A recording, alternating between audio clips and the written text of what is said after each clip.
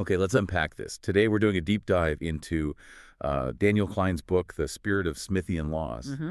And our mission isn't just, Adam Smith, the economist.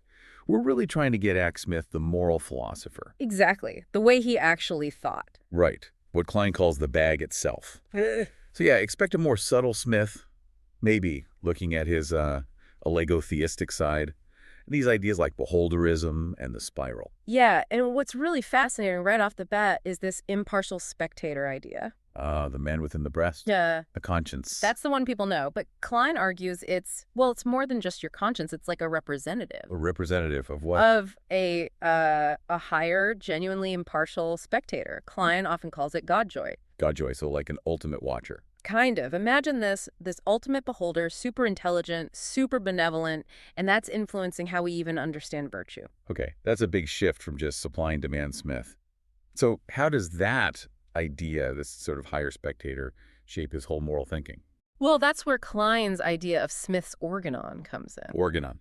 Like a tool or a system. Yeah, exactly. His kind of systematic principle. It basically says every moral feeling we have, even the ones we don't notice, it all ties back to sympathy, feeling with some other being. Okay. And he uses allegory, like saying, good actions please this Godjoy. It helps us get this complex moral plexus, as Klein puts it. It's like a web.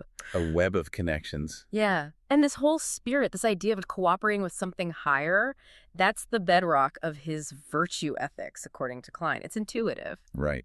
That brings up that classic philosophical nod, though the A's and the ought. How do we get from what is to what should be? Klein definitely tackles that. He sort of pushes back against a really rigid is-ought gap. How so? He suggests our oughts, our duties, they're really about what we owe, maybe, or what we've been schooled to believe through society, through interaction. It's not just a logical jump.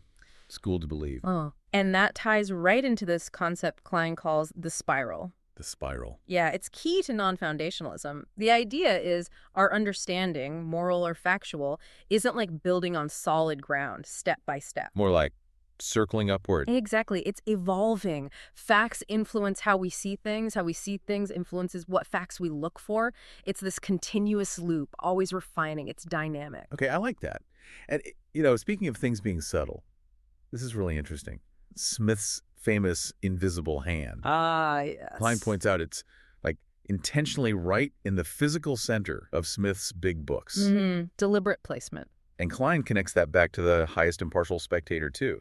It's an example of Smith's esotericism. Yes, those deeper, maybe hidden meanings for the careful reader. Right. And maybe that's why his big moral book, The Theory of Moral Sentiments, kind of faded. Fell into oblivion around 1800. It was too subtle. That's definitely part of Klein's argument. You connect it to the bigger picture around 1800, and you see this huge cultural shift happening. What kind of shift? Well, that nuanced commercial humanism Smith was part of, it started getting flattened.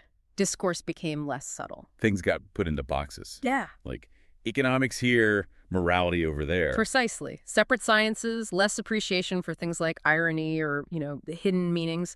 So Smith's really intricate moral ideas leaning on allegory in this non-foundational spiral. It just didn't fit the new mood. Exactly. People weren't looking for that kind of holistic thinking. And we lost touch with his ideas on circumstantiality. Circumstantiality, meaning? Meaning his big principles aren't rigid laws. They only really hold true under certain conditions, And he stressed that real moral judgment, real upward vitality growth, virtue that needs what? Frank and open friendships, real human connection. Wow. Okay, so this deep dive really paints a very different picture of Adam Smith. Much more complex, spiritual even, than a usual caricature. Absolutely. And for you, the listener, it means seeing Smith's spirit not just as economics, but as this deep moral framework. Something that pushes us to reflect on ourselves, right? How we look to that impartial spectator. Yeah, and to build virtue through real connections, through understanding each other. Maybe then, if we embrace that spirit, that deeper understanding, we can navigate our own complicated times a bit better. And maybe champion those frank and open friendships he thought were so vital. So what really stands out to you about this spirit of Smithian laws?